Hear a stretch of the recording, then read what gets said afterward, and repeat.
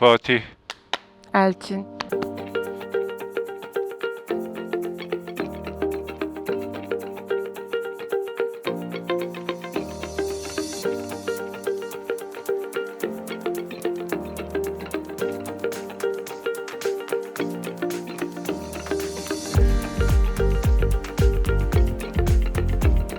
İyi yolculuklar diliyorum. İyi yolculuklar.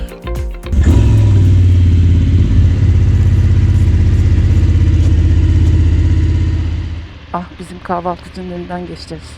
Evet, kahvaltıcı güzeldi, bal kahvaltı. Bal kahvaltı. Gayet güzel Gerçekten servis. bal gibi bir kahvaltı. Google'da tam puanı verdik. Aynen. Ara sokaklar da şey dolu. Yani dükkan, bolca dükkan var. Evet. Ve çok canlı akşamları. Aynen. Yol müsait.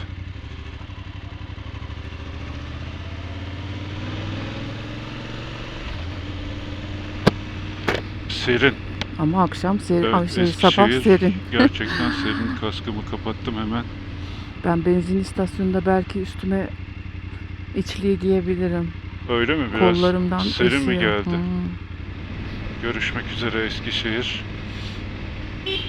Muhtemelen tekrar geliriz buraya. Evet, gelinir Fırsat gerçekten. buldukça. Gezmediğimiz yerler var. 2 güne Aynen. sığdıramadığımız. Yani zaten ilk gün saat 3 gibi gelip şöyle gondol turu falan yaptığımız için. Nereyi gezememiştik hayatım? Masal şatosunu. Masal Şatosu'nu gezemedik. Orayı, o parkı gezemedik. Evet. Orası için yine bir bahane, motor turunu bahane edip Masal Şatosu'nu bahane edip motor turu da yapabiliriz. Yani öyle oluyor aslında. Çok güzel bir sabah Eskişehir'de. İnsan Yine güneşli bir böyle sabah. sabahlarda kendini gerçekten iyi hissediyor. Hala Porsuk Çayı'nda ilerliyoruz. Ah, Evet, burası da evet. Mavi Köprü.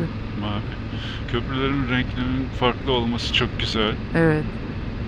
Bir de her sokağın başında bir heykel, bir şey olması çok güzel. Sembol Aynen. yani.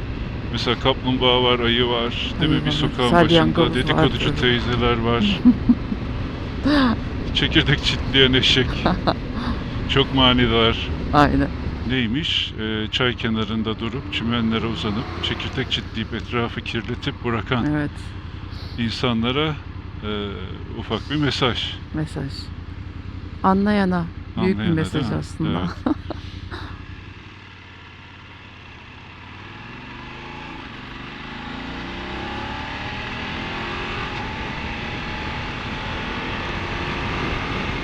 Elcik ısıtmaları açtım, iyi mi? Tabii Yani. şey geçiyor. Bir tadına Soğuk bakalım. oluyor. Tabii elcik ısıtmaların tadına bir bakalım ya. Elcik ısıtma çok şahane bir şeymiş ya. Ha. Vay vay vay vay vay. Avuçlarımın içine güzel ısındı. Yazlık kıyafetlerle gelseydik ne olacaktı şimdi? Ay, donardık yani başka. Eylül'de sabahları 15 derece civarındayken akşamları da 25. Fileli yazlıkla hiçbir yere gitme. Evet. Öğrenilmiş ders. Eylül'de Hele. değil. Tabii Temmuz, Ağustos'ta ancak gideriz. Tabii İç Anadolu'da şu anda geceleri, sabahları 15 derece ya da daha altı 13 dereceler tahminleniyordu. Gündüz de 25 derece ve kışlık kıyafetlerin içlikleri olmadan iyiyiz şu anda. Hatta serin. Bayağı serin değil mi Bayağı hayatım? serin. Sen ilk Opet'te durursan Tabii. ben üstüme şeyini giymeyi düşünüyorum. Tamam. İşte elcikler biraz fazla sıcak olmuş olabilir. Kapatıyorum. Koltuk ısıtmayı da düşünemiyorum artık. Oo, Aşkım yani bende yok. artık R1250 de diyemiyorum. R1300 mü, R1400 mü, M1300 GS mi? Sonraki motorumuz Evet. onun koltuk ısıtması kısmet olursa olsun. Çünkü şu anda koltuk ısıtma olsa açar mıydık? Açardım. Bu arada tabii sürüşümüzle, seyahatimizle ilgili trafik kurallarına ne kadar uyuyoruz, ne kadar uyamıyoruz, bazen kaçırıyor olabiliriz. Yorumlarınızı yaparsanız, yorumlarınızı eksik etmezseniz çok mutlu oluruz. Evet. Bizler tecrübemizi paylaşıyoruz. Elçin ve ben sizinle henüz ben 51 yaşında motosiklete başladığımı söylemiştim önceki videolarda. 50'li yaşlarda Elçin'le beraber motosiklet maceramız başladı ve Türkiye'de gidebildiğimiz her yere gidip sizlerle paylaşmak istiyoruz. Sizlerle deneyimlerimizi paylaşacağız. Sizler de bizlerden yorumlarınızı eksik etmezseniz hem bizi geliştirmiş olursunuz hem de birbirimizi tanırız. Yorumları aşağıya eklemeyi ihmal etmeyin. Şimdiden teşekkürler. Ben bu motosikletin üstünde olmaya, motosiklet sürmeye alıştım feci şekilde. Evet. Acaba bir alışkanlık da mı yapıyor uzun yol? Bağımlılık yapıyordur. 2 gündür sürmüyoruz ya, ben çok özlemişim. Ben de öyle. Yani 2 gün kullanmadık motosikleti. O zaman motorcular her gün Bayağı bu nedenle mi sürüyorlar? Yani biz biraz Yani. şehirleri de görelim diye konaklıyoruz şehirde. Şehri geziyoruz. Bir gün mesela off günümüz gibi oluyor. Evet. Sürekli turda olan motorcular bu nedenle her gün devam ediyorlar demek ki. Tabii. Bu arada kaskın buğulanmıyor değil mi? Hayır. Evet işte pin noklar işe yarıyor. Aynen. Ben kenarlarda hafif buğu görüyorum böyle. Hmm. Pin nok ortaya doğru buğu gelmesini engelliyor. Az az kenarlardan yani ben buğu yapacağım diyor kask. Pin nok olmasa. Kütahya 42, İzmir 380. Elçin Hanım yollardayız. İnanabiliyor musun? Allah'ım. Bir hayalimiz daha gerçek oldu. Evet, hayalimiz de bu. Motosikletle yollara düşmek. Hayalimizi gerçekleştirdik. 1 sene sürdü. Şunu yapabilmek. Çok iyi hissediyorum kendimi. F850 GS Adventure'ın rüzgar koruması gerçekten başarılı. Yani kaskımın hafif üstünden böyle uçup gidiyor rüzgar. Sana çarpıyor mu canım? Sana Yok, çarpıyor bana galiba. çarpmıyor. Sana hiç çarpmıyor. İşte omuzlarımda çok az hissediyorum. Bacaklarımda hiçbir şey yok. Bacaklarımda hiçbir şey yok. Çok başarılı. Yani hele şu 90'lı 100'lü kilometrelerde çok konforlusun. Şurası güzel. Hemen şuraya Güzel park bir yer edeceğim. oldu. Tamam, dur. Durayım mı? Bence burada iyi değil mi burası? Tamam. Dur dedin de öyle. Ha. Durdum. Ayağı açtım. İnebilirsiniz Elçin Hanım. Teşekkür ederim. Yonca'dan döneceğiz. Uşak, İzmir. Bak Uşak görmedik daha hiç demiştin. Gördük mü şimdi? Şimdi göreceğiz. Uşak, İzmir, Antalya. Kulak tıkacını doğru takabilmek çok önemli. Şu anda mesela Çıktı mı? kulak tıkacı gayet güzel kulağıma oturdu. Hı hı. Doğru dürüst hiçbir rüzgar sesi almıyorum. Motor sesi tıkır tıkır kulağıma geliyor. Trafik sesi, arabaların lastik seslerini duyuyorum. Rüzgar sesi yok. Çok konforlu, çok güzel. Evet. Sağa döneceğiz. Kaptan sağa döneceğiz. Evet evet.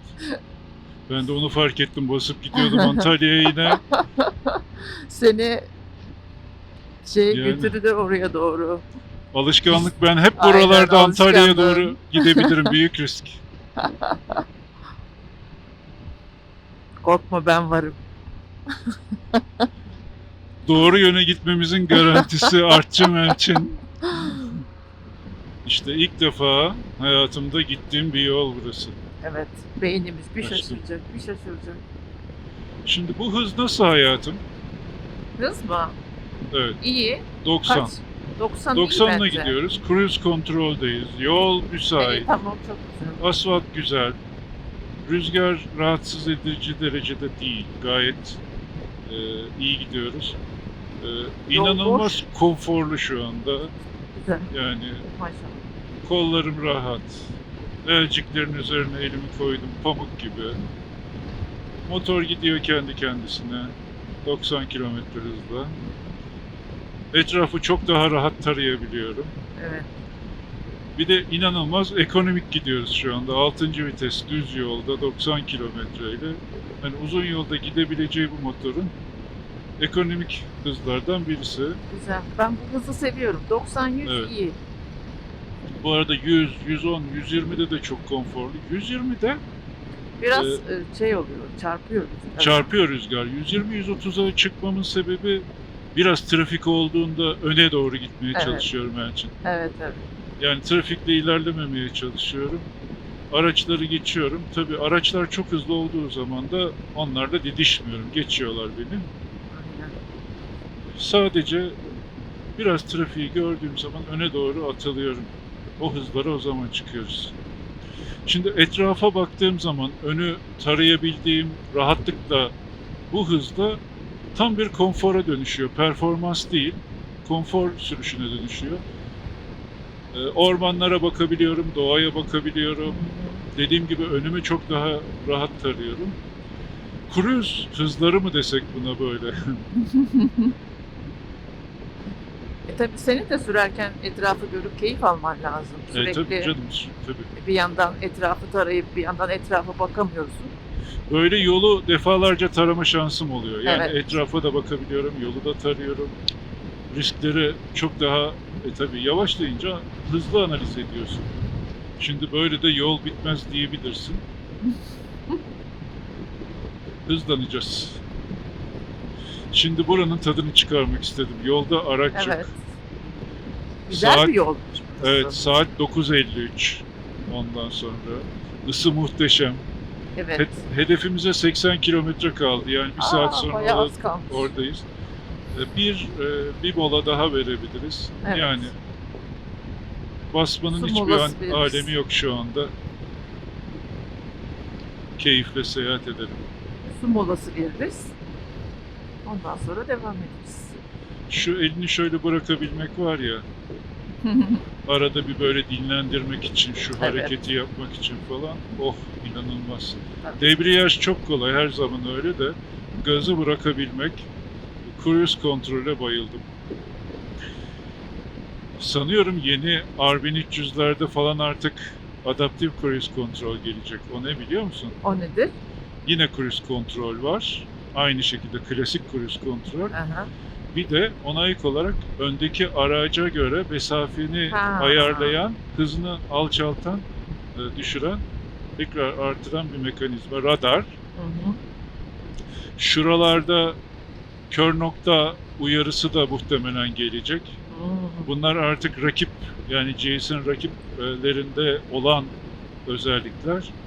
Yeni modellerde BMW muhtemelen koyacak onları. Yeni F850, daha doğrusu artık F850 900. değil, F900 GS. F900 GS Adventure hakkında ne düşünüyorsun? İzledik. Ya ben F850 Adventure'ı çok seviyorum. Yani bu kenardaki bariz bir böyle metal görüntü var. Evet, o mesela ona gözüm ısınamadı. hoşuma gitmedi benim. Ya bir Yani. süre sonra belki alışacağız. Vay çok güzel ya falan diyeceğiz. Bir de canlı görmek lazım. Evet. Değil mi? Hani gözlerimizle Yani görmek tabii lazım. sen onu test edip teknik özelliklerini falan hani F850'den daha rahat ayırabilirsin. Ben Evet. design, konfor açısından değerlendirebilirim. Doğru. Çok fazla bir elektronik görmedim, gelmemiş Ekstra mı? F900 GS Adventure'a. Evet. Alttaki motor koruma alüminyum motor koruma, ki buna da takabiliyoruz. O standart olarak geliyor. Onu gördüm. Yani görüntü değişmiş. Tabii motor en önemli değişiklik aslında motor. Yani 900 cc ve onunla beraber 10 beygir gücü artmış motor. Bunlar ciddi farklar. Ama onun dışında çok elektronik vesaire yok. İşte o ne eklenir? Yani bu motorda hemen hemen her şey var. Hı hı. Elektronik olarak neyi yok dersek, bu işte kör nokta uyarıları, radar mekanizmaları falan yok. Hı. Biraz daha off-road odaklı olduğu için de bunları muhtemelen BMW eklemiyor. 2024 model 900 serisinde de koymamış.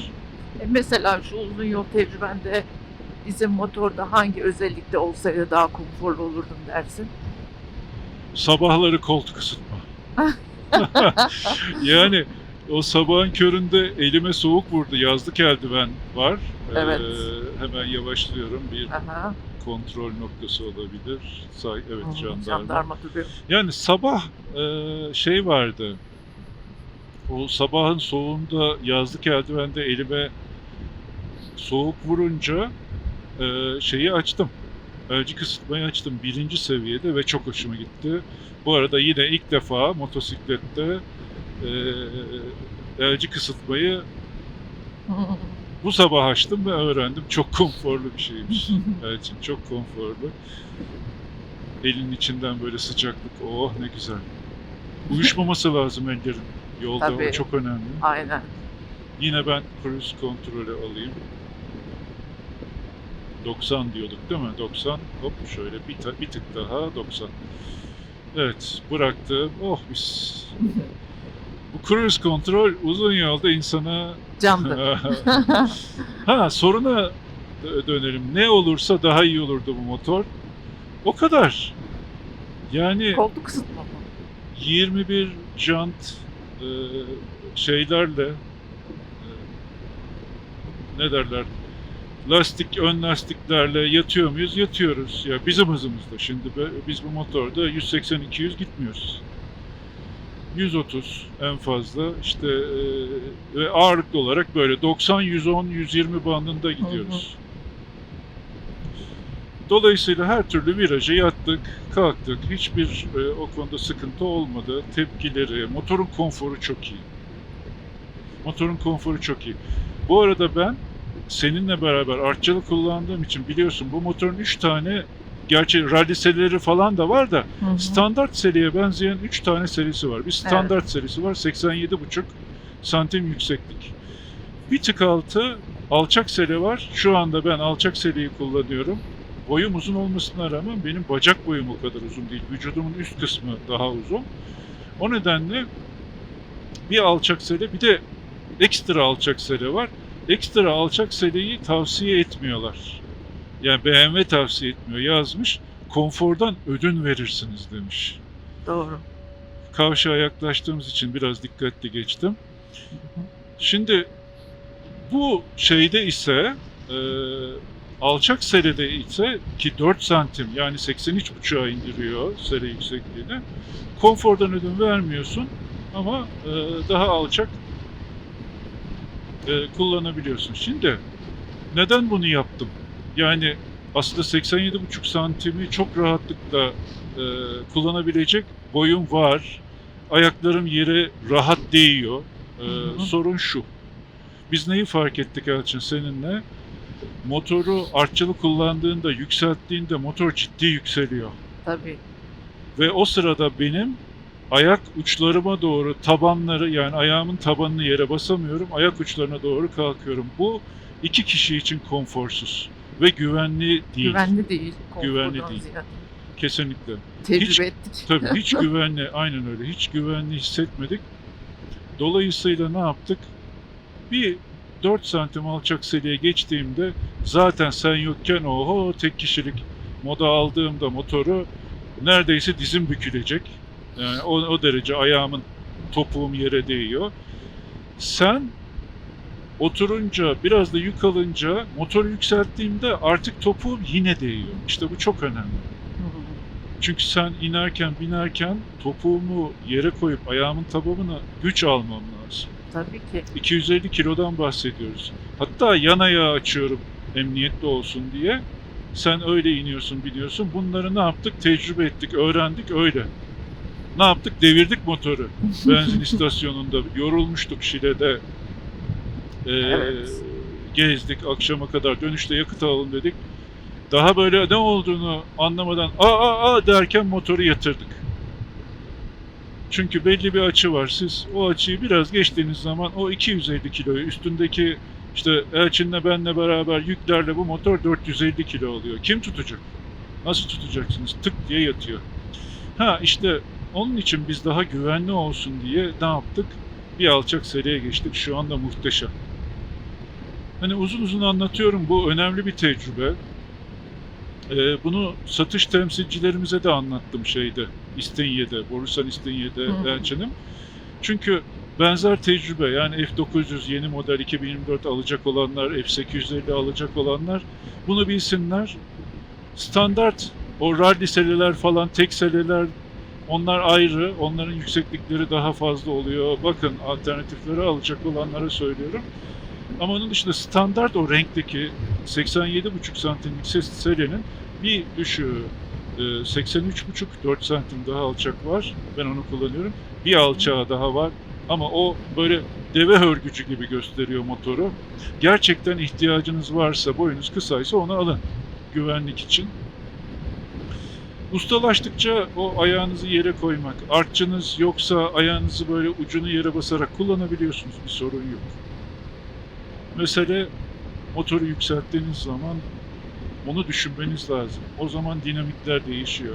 Yani dururken, kalkarken ayağınızı ne derece yere koyacağınızla ilgili dinamikler değişiyor. Hesabınızı buna göre yapın. Banaz'da bir kısa moladan sonra Uşak'a doğru yolculuğa devam ediyoruz. 32 kilometre kalmış. Çok az kalmış. Şuradan kamyonun önü müsait mi ona bakayım. Zaten 5-4 hem müsait hem de süre var. Kamyon biraz sağa doğru yatmış. Evet. Şuradan dikkatlice kaçalım sağdan.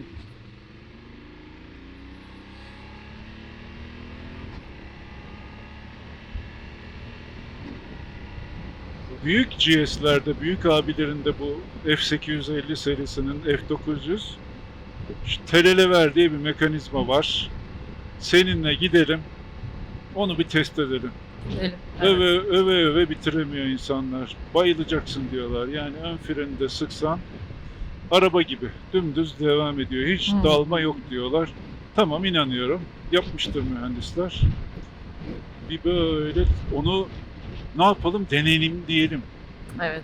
Deneyimleyelim. Yani bir sonraki motoru hayal ederken gerçekten büyük fark yaratan bir teknolojisi var mı? Telelever. Olduğu iddia ediliyor. Biz deneyimlemedik. Yani tam güvenmek doğru mu bilmiyorum ben o özelliklere. Yok, güven meselesi değil. Konforun ve tabii güvenlikle de ilgisi var. Çünkü motor daha stabil gidiyor. Az önce mesela bak, şimdi her yer müsait. Şöyle bir hop, Yavaş. gördün mü? Dengeli bir şekilde sıktım. Yani yediri o limon sıkar gibi dedikleri şekilde ben az önce ön freni sıktım ve birlikte hiç kafan çarpmadan, ama ne yaptık? Böyle biraz daldık. Evet. Bu motosiklette var o. Şey diyor, Yunuslama da deniyor. elinde yumurta varmış gibi sıkacaksın mı deniyor. Doğru. Limon sıkarmış gibi de Fren. ön freni sıkacaksın. Şimdi bu şeyi değiştirmiyor. Yani o amortisörlerdeki payı alıp stabiliteyi sağlayıp sonra emniyetli bir şekilde durmanı sağlıyor. Ani bir dalış yapmıyor, tamam mı? Ama hala dalıyor, fark etmez. Yine de dalıyor motor. İşte büyük GS'lerde, büyük abilerde onun da olmadığı yönünde rivayetler var. Biz onu bir deneyimleyelim isterim seninle. Bakalım. Gidelim İstinye'ye, sevgili satış temsilcilerimizle görüşelim. Bir de benim biliyorsun bir sevdam var. Sensiz motor sürmekle ilgili bir, değil mi? R90. Urban Aynen. GS. Ondan sonra Scrambler. O motoru da çok merak ediyorum. Hep gideceğim diyorum, kısmet olmadı. Motosiklette güzel olan bir şey de biliyor musun? Her zaman o tork, güç ayağının altında, elinin içinde. Ondan sonra ihtiyacın olduğu anda için böyle, arabada güçlü de bir araban yoksa o yok. Bizim arabada eskidi mesela, şu anda hakikaten o yok. Yani bir de ailecek 4 kişi bir yerlere gidiyorsak yokuşta falan bizim araba artık ay diyor. Tabii artık yaşlandı. Tabii.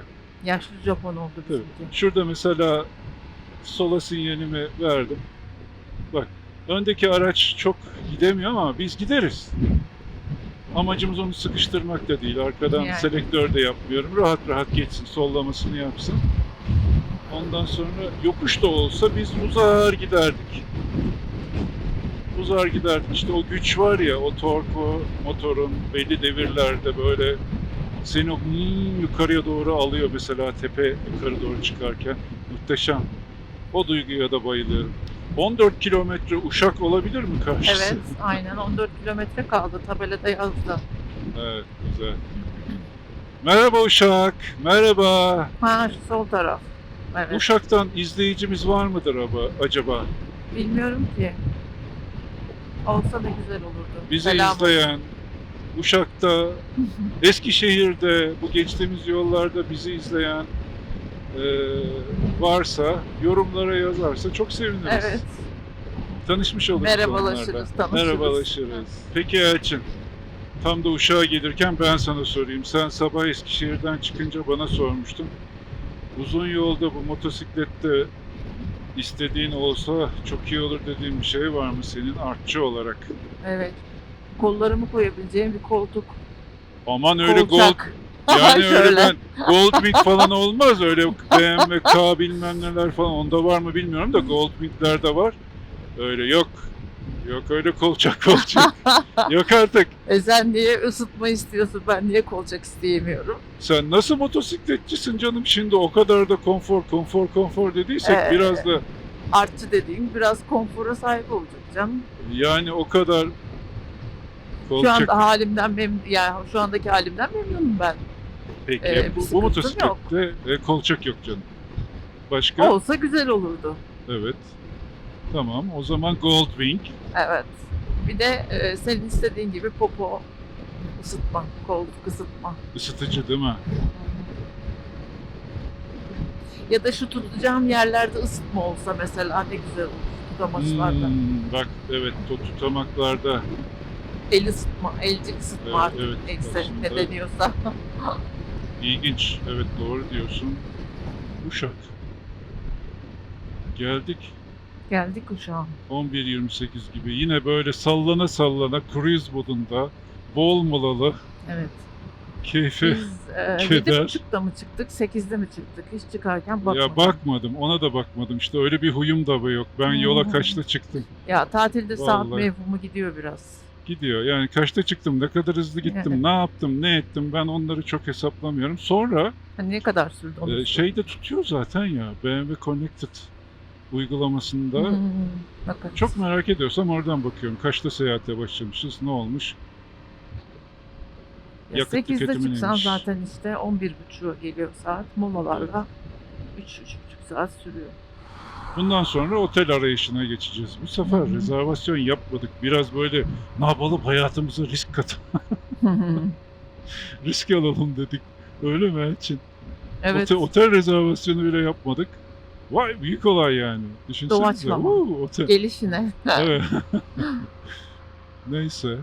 Ya Uşak'ta da buluruz herhalde canım. buluruz. Olacak bir otel. Sonra Uşak'ta birazcık turlayalım. Bugün pazartesi müzeler. Biz müzeleri çok seviyoruz. Burada da müze bayağı Müze ciddi kapalı. gezebileceğimiz müzeler var. Kapalı pazartesi. Şimdi otel olayını halledelim. Biraz şehri keşfe çıkalım. Motorla gezeriz bu sefer Elçin. Sonra da yarın, konakladıktan sonra yarın müzelere bir bakarız. Duruma göre. Belki de buranın hani Uşak'ın müzelerini sonra gezeriz diye pas geçip yolculuğumuza devam da edebiliriz Yani o bilmiyorum. da olabilir. Bakarız. Durumumuza göre. Otelin Yorgunluk. konforuna göre, şehre göre, Hı. şehrin neydi? Aurası. Evet. Avrupa'sı. Sana verdiği enerjiye göre Güzel. Uşak'ın. Şu an kalırız. güzel. Ha, şu an güzel mi Uşak, hissettin? aha. Ha, güzel. O zaman konaklayalım. Uşak'ta da. Aynen. 2 gece ne yapalım? Salı günü de müzeleri gezelim. Şehir merkezi buradan zaten. Hı. Biz Öbür taraf merkezi çevre yolu. merkezi otelleri seviyoruz zaten değil mi? Yani. Bak burada şey varmış. Özgöbek. Rönesans. Özgöbek. Bak burası Ha, güzel bir yere burasıymış. benziyor mesela. Özgöbek Neyse dediği. sen Anemon'u şey yaptın. Anemon'a gidelim önce. Hadi bir Anemon otel tabelasını gördük. Onu bir bulalım. Özgöbek. Burada da Akdağ Otel varmış 3 yıldız. Tamam. Şehir merkezine yakın bunları. Demek ki merkez işte burası yani. Hani Sağ tarafta merkez. Ha, sağ Sağa tarafta dönüş işte yapacağız. hani Sağa yakın. doğru. merkeze yakın yani yürüyerek şuradan gidersin merkeze. Grand Özcan Grand Otel Uzcan varmış. Otel var. 3 yıldız. Evet, oradaki oteller, buralarda, evet, buralar artık hafiften şehir merkezi Hı. hissiyatı verdi bana. Senin aura mesela nasıl şu anda? Güzel. Ben Auran ne severim diyor? böyle küçük şehir merkezlerini. Evet, Ha, Ha. karşısıymış. evet. Şu önüne park et aşkım. Şuraya. Şöyle.